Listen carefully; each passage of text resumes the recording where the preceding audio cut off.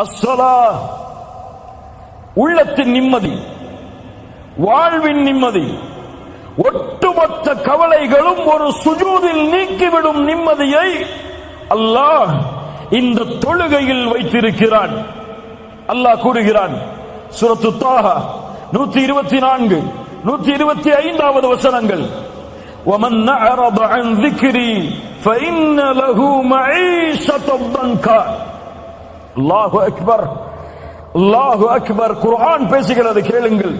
وَمَنْ أَعْرَضَ عَنْ ذِكْرِي, என் நினைவில் இருந்து யார் தூரமாகிறானோ فَإِنَّ لَهُ مَعِيشَةً ضَنْكًا, அவனுக்கு நெருக்கடியான வாழ்வை நாம் ஏற்படுத்துவோம்.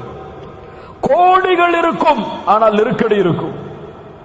லட்சங்கள் குமையும், நெருக்கடி இருக்கும்.